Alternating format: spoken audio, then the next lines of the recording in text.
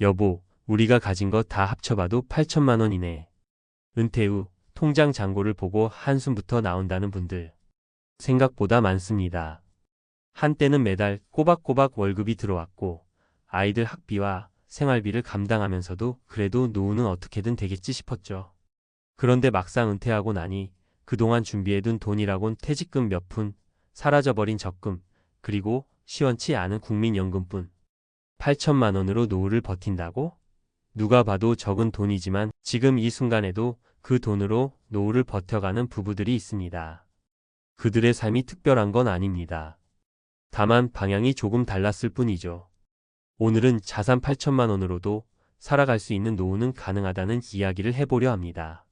누구나 노후에 대한 불안은 있죠.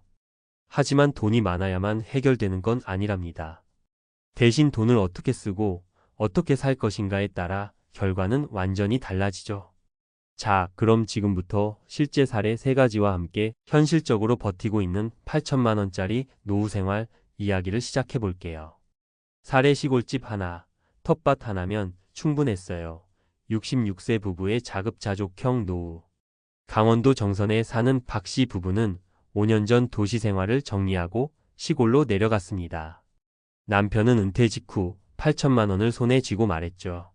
우리 이 돈으로 아파트 살 수도 없고 그냥 작게 살자. 부부는 3천만 원짜리 낡은 시골집을 사서 직접 수리했습니다. 텃밭엔 감자, 상추, 배추, 고추를 심고 닭 2마리도 길렀죠. 월 고정 지출은 공과금 포함해 20만 원 정도. 국민연금으로 매달 90만 원 들어오니 생활비는 충분하답니다. 물론 불편한 점도 많습니다. 병원도 멀고 겨울엔 난방도 신경 써야 하죠. 하지만 이 부부는 말합니다. 몸이 힘들어도 마음이 편하니까 사는 거예요. 서울에 있을 땐 돈은 더 썼지만 외로웠고 불안했어요. 포인트. 생활비를 줄이는 대신 자급자족으로 심리적 안정 확보. 주거비 해결이 가장 큰 변수. 사례 소형차 1대, 그리고 작은 방 하나로 도시생활 생존형 부부. 서울 근교 고시원 옆에 월세방을 얻어 사는 63세 김씨 부부. 이들 부부의 자산도 8천만 원. 하지만 작은 차 1대, 월세 25만 원짜리 방 하나면 충분해요. 라고 말합니다. 남편은 주 3일 퀵서비스 아르바이트를 하고 아내는 매일 공원에서 요가 강사를 합니다. 각자 하루 23시간 일하면서 한 달에 약 120만 원을 법니다. 거기에 국민연금 70만 원을 합쳐도 넉넉하진 않지만 꽤 실속 있는 삶이죠. 하루 3끼는 아내가 집에서 손수해 먹고 외식은 거의 없습니다. 주말엔 서울시립미술관 무료 전시나 도서관을 돌며 즐기는 삶을 실천하죠. 이 부부의 철학은 간단합니다. 돈을 쓰지 않아도 누릴 수 있는 게 생각보다 많더라고요. 그러니까 우리도 노후를 즐길 수 있는 거예요. 포인트. 소득이 적더라도 지출을 최소화하면 자산을 오래 유지 가능. 도시에서도 절약 기반의 노후 가능성 존재. 사례 월세 수입 30만 원, 그리고 유튜브로 용돈 벌기 은퇴 후 부업형 부부.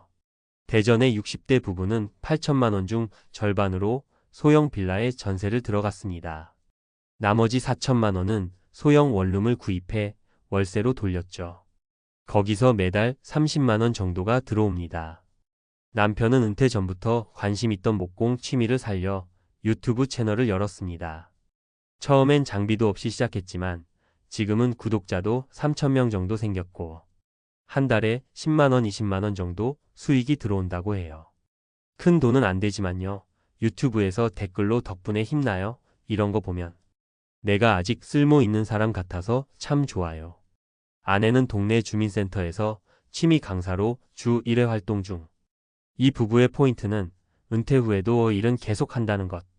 하지만 먹고 살기 위한 노동이 아닌 하고 싶은 일로 이어가는 거죠. 포인트. 소자본으로 소득 창출 구조 만들기.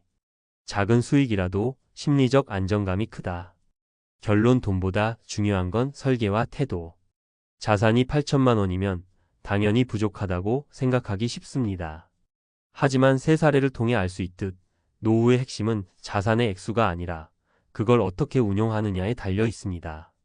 내가 원하는 삶의 모습을 명확히 설정하고 지출을 최소화할 수 있는 구조로 생활 패턴을 바꾸며 작더라도 지속 가능한 수익원을 만들 수 있다면 8천만 원으로도 노후는 충분히 살아갈 수 있습니다. 마지막으로 한마디 드릴게요. 적은 돈으로 노후를 사는 건 불가능이 아니라 방식의 문제입니다. 우리도 준비만 잘하면 노후는 생각보다 훨씬 덜 불안할 수 있어요. 8천만 원으로도 가능했던 이유? 판단을 빨리 했기 때문이에요. 사례 속 부부들이 공통적으로 했던 건 빨리 현실을 받아들이고 방향을 바꿨다는 점이에요. 이 돈으론 아파트 전세도 어렵다. 자식에게 얹혀 살 수도 없다. 이제 우리가 할 수 있는 건 지금의 조건에서 가장 오래 버틸 수 있는 생활 구조를 만드는 거다. 이런 판단을 뒤로 미루지 않았다는 거죠. 그런데 많은 분들이요, 좀만 더 버티면 어떻게 되지 않을까? 하면서 막연하게 기대해요. 자식이 성공해서 도와주겠지, 로또가 되겠지, 정부가 뭔가 해주겠지. 하지만 냉정하게 말해서 그런 일은 거의 일어나지 않아요.